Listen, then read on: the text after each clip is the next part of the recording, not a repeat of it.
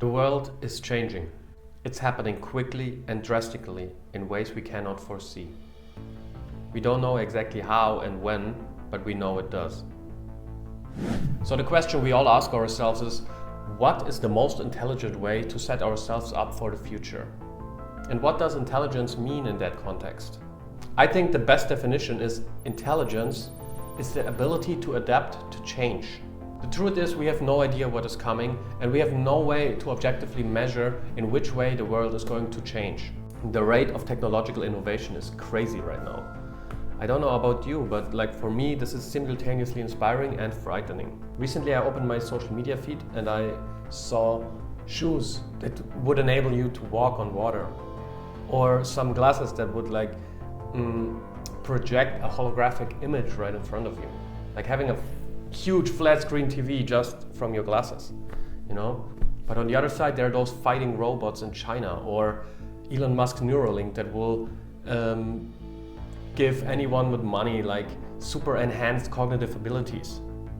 You know, that's why I made this video here, to share with you two major things you should do to prepare yourself for a future that will be so unknown. Hello, I'm David and welcome to my channel. Alright, number one, as mentioned before, learn to become as adaptable as possible. Or in other words, improve your rate of learning, the efficiency with which you learn. Easily said, but how to do that? Very good question. So, you want to build a wider array of skills. I don't know where you grew up, but in Germany we are being taught you want to be an expert on one thing and neglect everything else. But that will lead you down into a trap, especially right now. So what I do a lot of so-called micro experiments. Very small things, you know, try a new recipe in the kitchen. Learn a little bit about social dynamics and social skills to deal with difficult people in your environments. Try something new in your work or in your creative pursuits. And make it a mix of physical, mental and spiritual pursuits. It's less important that you're great at those things initially or talented, but rather that you are confronting yourself with the unknown. Become a jack of all trades and master of none. So when it's necessary to make a quick shift, you already have valuable experience for your new path. I know it is easily said, but the wider your set of skills actually is, the more unique your view and your approach to a given problem will be. And that eventually will make you more valuable. But even more importantly, you are in the constant habit of learning new things. So your rate and your skill of learning itself will be next level. The more you learn, the faster you will learn. This is a mindset that will increase your value so much. And by the way, you are doing something very healthy for you, because you are constantly satisfying one of the deepest human needs, the need for growth. Humans need to feel they are progressing towards something, because on a fundamental level, progress equals happiness. And aside from that, nothing I ever learned was wasted. In hindsight, everything was necessary and valuable, and I got magically molded into the person that I had to become. So if you're one of the people who just wants to be happy and figure out what your purpose in life is, your career, your family, whatever, then download my free guide where I help you find clarity with it. Yeah, it's a free PDF. Just press the link in the description. It's like 11 pages long. And if you like it, drop me a comment, that would be nice. If you feel lost right now, maybe through a relationship, or the midlife crisis kicks in, I still got a few years, this guide will help you with your self-sabotaging tendencies and gives you clarity on how to progress towards your ideal future, to what's truly meaningful to you. But what if I don't know what to learn? Then follow your interests. Your interests aren't there by accident. No one knows where our interests are coming from, but they are there.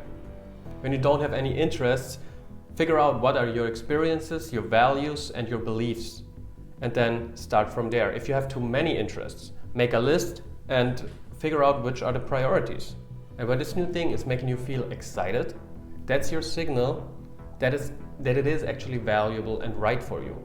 And if you become bored or disinterested by it, then just let it go. And on to the next thing. Whatever it is, trust yourself. You are the only one who can know. And that brings me directly to point number 2. life is a test, and you pass if you're true to yourself. Listening to your internal compass is the only reliable way forward. As I said before, we don't know what's going to happen, but please beware of so-called experts that are going to tell you something about the future.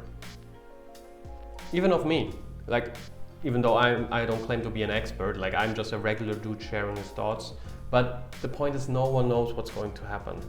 And to be fair, I'm not saying trust me because I know what's going on. I say trust yourself.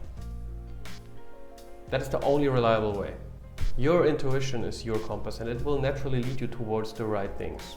And that's one of the many things I do with my clients, helping them to reconnect with their intuition. Because all the answers are inside of us. A good coach helps his clients to find their breakthroughs themselves, It's like a Socratic dialogue. You ask the right questions, all of a sudden it pops. A door opens. Sure, you don't necessarily need a coach. You can do it with breath work, with writing. You can coach yourself. But depending on where you are, sometimes there are more or less walls in the way. So if you're interested in that, I can help you, my friend. You can always reach out to me. I'm happy to help and would always love to get on a clarity call with you. I believe human beings are powerful. I think we are so powerful when we allow us to be. And one essential part is to dial in with your intuitive wisdom. I don't know how it is for you, but I usually see where my road leads me to. When I meet a person that I should not allow in my life. And every time I ignore my intuition, it ends up in big pain or a problem that could have been avoided by trusting myself. So don't ignore it and connect yourself with your intuition to set yourself up optimally for the upcoming change. I ended with the quote of Heraclit, "The only constant in life is change." And if you would like to see a video on where I speak about how I found my purpose, you can click here. Thank you very much for watching and goodbye.